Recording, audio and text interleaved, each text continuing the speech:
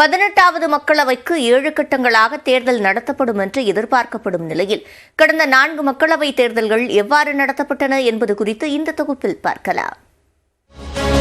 2004ஆம் ஆண்டு மக்களவைத் தேர்தலுக்கான கால அட்டவணை பிப்ரவரி 29ஆம் தேதி வெளியிடப்பட்டது. அதன் பிறகு 50 நாட்கள் கழித்து ஏப்ரல் 20ஆம் தேதி முதற்கட்ட வாக்குப்பதிவு நடைபெற்றது. மே 10ஆம் தேதி வரை 4 கட்டங்களாக தேர்தல் நடத்தப்பட்டு மே 13ஆம் தேதி தேர்தல் முடிவு வெளியானது. அப்போது தமிழ்நாட்டில் ஒரே கட்டமாக மே 10ஆம் தேதி வாக்குப்பதிவு நடத்தப்பட்டது. இந்த தேர்தலில் காங்கிரஸ் தலைமையிலான ஐக்கிய முற்போக்கு கூட்டணி 222 இடங்களை கைப்பற்றி ஆட்சி அமைத்தது. மே 22ஆம் தேதி மன்மோகன் சிங் முதல் முறையாக பிரதமராக பதவியேற்றார்.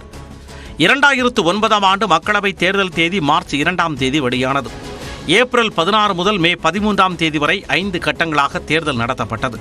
தமிழ்நாட்டில் மே 13ஆம் தேதி ஒரே கட்டமாக வாக்குப்பதிவு நடத்தப்பட்டது.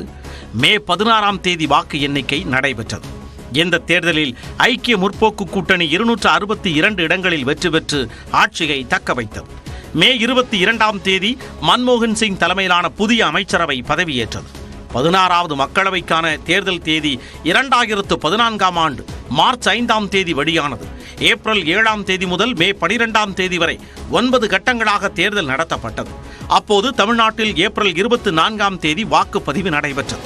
மே 16ஆம் தேதி வாக்கு எண்ணிக்கை முடிவு வெளியான நிலையில் பாஜக அறுதி பெரும்பான்மையுடன் ஆட்சி கட்டிலில் அமர்ந்தது. மே 26ஆம் தேதி நாட்டின் பிரதமராக நரேந்திர மோடி முதல் முறையாக பதவியேற்றார். கடந்த 2019ஆம் ஆண்டு மக்களவைத் தேர்தலுக்கான அட்டவணை மார்ச் 10ஆம் தேதி வெளியிடப்பட்டது.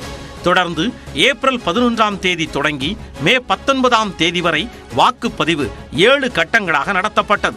தமிழ்நாட்டில் ஏப்ரல் 18ஆம் தேதி வாக்குப்பதிவு நடைபெற்றது. தேர்தலில் பதிவான வாக்குகள் மே 23ஆம் தேதி எண்ணப்பட்டன. இந்த தேர்தலில் பாஜக கூட்டணி 351 இடங்களையும் காங்கிரஸ் கூட்டணி 90 இடங்களையும் கைப்பற்றின. இதையடுத்து மே 30ஆம் தேதி நரேந்திர மோடி 2வது முறையாக பிரதமராக பதவியேற்றார்.